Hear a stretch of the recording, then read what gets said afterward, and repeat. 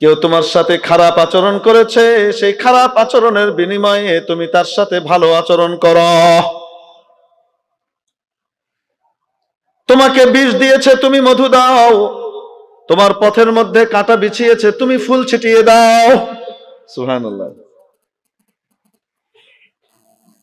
ওয়া আহসিন ইলা মান আসাআ ইলাইক, যে তোমার সাথে খারাপ আচরণ করলো, তোমার অধিকার আছে খারাপের বদলা খারাপটা নেওয়ার, তোমার অধিকার আছে ক্ষমা করে দেওয়ার। শুধু ক্ষমা করে দিলে যে স্তরে উঠে, তার চেয়ে উপরের স্তরে এসে খুলুক আজিম দেওয়া হয়েছে। সে খারাপ করেছে, তুমি তার সাথে ভালো আচরণ করো। তোমার সাথে আত্মীয়তার সম্পর্ক যে ছিন্ন করেছে, তুমি গিয়ে তার সাথে আত্মীয়তার সম্পর্ক জুড়ো। তুমি গিয়ে তার সাথে আত্মীয়তার সম্পর্ক স্থাপন করো। সে কেটে দিয়েছে, তুমি অসুস্থ হয়েছ, সবাই দেখতে এসেছে, সে তো আসেইনি, বাড়ির পাশে বসা, উল্টা তোমার ব্যাপারে আজে বাজে কথা বলে বেরিয়েছে মানুষের কাছে।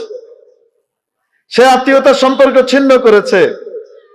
তুমি সুস্থ হয়ে আসার পরে তুমি শুধু সম্পর্ক তাকে ক্ষমা করে দিবে তা নয়, বরং তার কাছে কিছু হাদিয়া নিয়ে গিয়ে তার সাথে সুসম্পর্ক তৈরি করার চেষ্টা করো। সিলমান কাতাআক ওয়াফু আম্মান যালামাক, যে তোমার সাথে খারাপ আচরণ করেছে, জুলুম করেছে, ক্ষমা করে দাও। সর্বোপরি তার উপরে উঠে যেটা করবে, ওয়া আহসিন ইলা মান আসাআ ইলাইক, যে তোমার সাথে খারাপ আচরণ করেছে, ব্যবহার করেছে, তার সাথে তুমি ভালো আচরণ করো, ভালো ব্যবহার করো। নবী পাক সাল্লাল্লাহু আলাইহি ওয়াসাল্লামের গোটা জীবনটা এভাবে সাজানো, নবীজির সাহাবীদের জীবনটা এইভাবে সাজানো, সাহাবীদের কাছ থেকে যারা শিক্ষা গ্রহণ করেছেন তাবেঈরা, তাদের জীবনটাও এই নীতিতে সাজানো। সুবহানাল্লাহ। মেরে মুহতারাম দোস্ত আজিজ বুজুর্গ, হযরত হাসান বসরি রাহমাতুল্লাহি আলাইহি বিখ্যাত তাবেঈ, 20 হিজরিতে জন্ম, 110 হিজরিতে ওয়াফাত। হযরত উম্মে সালমা রাদিয়াল্লাহু তাআলা আনহা উম্মুল মুমিনিনের বাড়িতে বড় হয়েছেন। নবীর শিক্ষায় কিভাবে শিক্ষিত হয়েছেন লক্ষ্য করে দেখুন। উম্মুল মুমিনিনের কাছ থেকে কি তরবিয়ত পেয়েছেন সেটা দেখুন। একবার ওনার কাছে এক ভদ্রলোক এসে খবর দিল, হুজুর অমুক আপনার দুর্নাম করে, আপনার বদনাম করে, আপনার গীবত করে। হযরত হাসান বসরি রাহমাতুল্লাহ আলাইহি সাথে সাথে এক ব্যক্তিকে বাজারে পাঠালেন, বাজারের সবচেয়ে দামি যে খেজুরটা আছে, সবচেয়ে দামি খেজুরটা নিয়ে এসো, গিফট প্যাক সহ সবকিছু সহ নিয়ে আসতে বলেছেন। ওই দামি খেজুরকে সুন্দর করে মোড়কে মোড়ে, যে হাদিয়া, যে উপঢৌকন রাজা বাদশাকে দেওয়া হয়, ওই রকম উপঢৌকন ওই ব্যক্তির বাড়িতে পাঠিয়েছেন। কেন? বদনাম করেছে তাই। ওই ব্যক্তি অবাক হয়ে এসেছে, এসে বলছে, হযরত আপনি জানেন কিনা জানি না, আমি তো আপনার বদনাম করি, আপনি জানেন কিনা? উনি বলেছেন, হ্যাঁ, সেজন্যই তো পাঠালাম। বিস্ময়কর ব্যাপার, আমি আপনার বদনাম করলাম, আমি আপনার কুচ্ছা রচনা করলাম, আমি আপনার মানহানি ঘটালাম,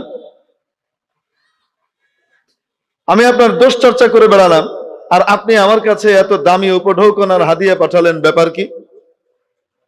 হযরত হাসান বসরি রাহমাতুল্লাহ আলাইহি বললেন, ব্যাপারটা বুঝেন নাই।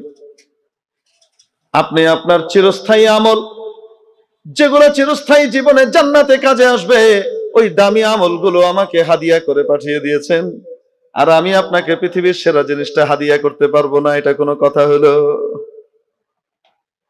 আখলাক, আচার আচরণ দিয়ে বুঝিয়ে দিয়েছেন, তোমার এই কাজটা সুন্দর নয়।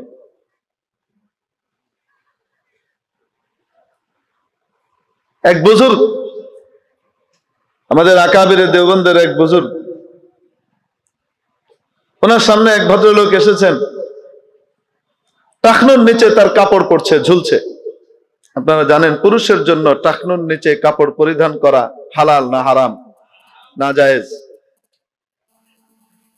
যারা টাকনুর নিচে কাপড় পরে, আল্লাহ তাআলা তাদের উপরে এতটা রুষ্ট হন, কিয়ামতের দিন এত ক্রোধান্বিত থাকবেন তার উপরে, তার দিকে তাকাবেনও না।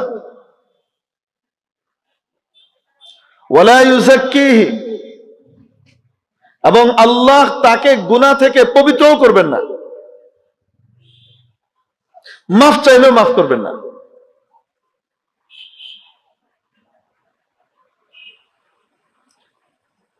মুসবিলুল ইজার, লুঙ্গি, প্যান্ট, পায়জামা, জুব্বা, এই জাতীয় যা আছে এগুলো যে পুরুষ টাকনুর নিচে পড়ে, আল্লাহ নবী সাল্লাল্লাহু আলাইহি সাল্লাম বলেন যতটুকু অংশ নিচে ঢেকেছে অতটুকু অংশ জাহান্নামে যাবে। মাস ফালা মিনাল কাবাইনি মিনাল ইজারি ফিন্নার। কোথায় যাবে? আস্তে বলেন, কোথায় যাবে? জাহান্নামে যাবে। নবীজি সাল্লাল্লাহু আলাইহি সাল্লাম বলে দিয়েছেন। কি অর্থ? যতটুকু জায়গা নিচে ঢেকেছে অতটুকু জায়গা জাহান্নামে যাবে, আর বাকিটুকু জান্নাতে থাকবে। কি বলেন আপনারা? শরীরের ওই অংশটুকু যাবে জাহান্নামে, আর বাকিটুকু জান্নাতে চলে যাবে কেটে। এরকম কি অর্থ? এটার কারণে মানুষ জাহান্নামে যাবে।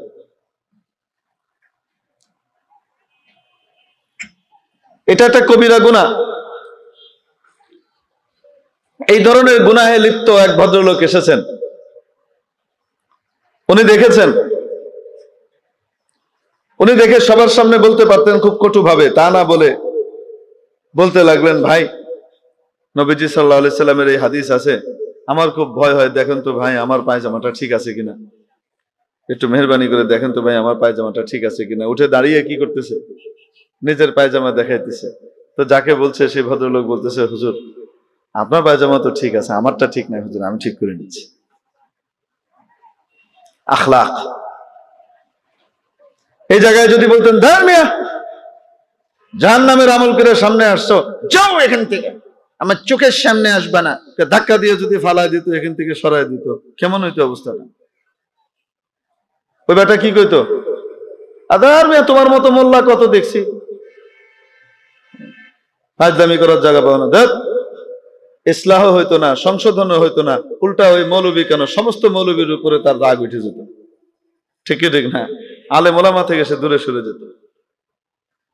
আমাদের আকাবিরে দেওবন্দ নবী পাক সাল্লাল্লাহু তাআলা আলাইহি ওয়াসাল্লামের ইসলাহের তরিকাকে এত সুন্দর করে বাস্তবায়ন করে হাতে কলমে দেখিয়েছেন, এইভাবে ইসলামকে জিন্দা করতে হয়, এইভাবে নবীর তরিকাকে বাস্তবায়ন করতে হয়।